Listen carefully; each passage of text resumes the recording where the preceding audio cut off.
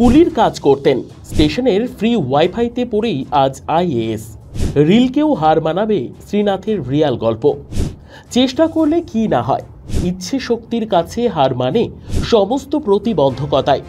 এগুলি শুধু চলিত কথা বা প্রবাদ নয়, অক্ষরে অক্ষরে তা সত্যি করে দেখিয়েছেন শ্রীনাথ। কে এই শ্রীনাথ? আইএএস অফিসার তিনি। তবে আইএএস অফিসার হওয়ার আগে তার পেশা ছিল কুলি। দিন রাত তিনি স্টেশনে যাত্রীদের মালপত্র বইতেন। সেখান থেকে আইএএস হয়ে ওঠার কাহিনী সিনেমার গল্পকেও হার মানাবে।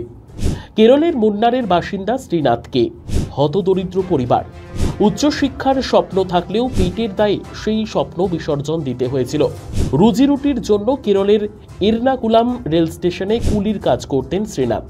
পরিবারের একমাত্র উপার্জনকারী ছিলেন তিনি, তাই রোজ 2 শিফটে কাজ করতেন। দৈনিক আয় হতো মেরে কেটে 400 থেকে 500 টাকা। কুলির কাজ করার পরেও ইউপিএসসি পরীক্ষা দেওয়ার স্বপ্ন ছাড়েননি শ্রীনাথ। কিন্তু দামি কোচিং সেন্টারে ভর্তি হওয়ার টাকা নেই। ইউটিউব দেখেই পড়াশোনা করতে শুরু করেন। 2016 সাল থেকে যখন সরকার সমস্ত বড় রেল স্টেশনে ফ্রি ওয়াইফাই এর ব্যবস্থা করে, তখন পড়াশোনা করতেই মুম্বাই আসেন শ্রীনাথ। মুম্বাই সেন্ট্রাল স্টেশনে এসে কুলির কাজ শুরু করেন। কাজের ফাঁকেই ফ্রি ওয়াইফাইতে পড়াশোনা করতে শুরু করেন। মোবাইলে ভিডিও দেখে ইউপিএসসির প্রস্তুতি নিতে শুরু করেন। তবে প্রথমেই তিনি ইউপিএসসি পরীক্ষা দেননি, বসেছিলেন কেরল পাবলিক সার্ভিস কমিশনে।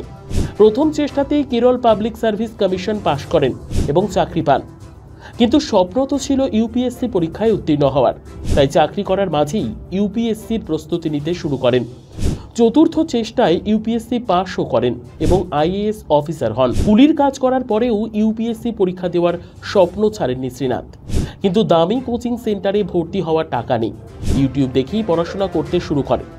2016 সাল থেকে যখন সরকার সমস্ত বড় রেল স্টেশনে ফ্রি ওয়াইফাইয়ের ব্যবস্থা করে, তখন পড়াশোনা করতেই মুম্বাই আসেন শ্রীনাথ।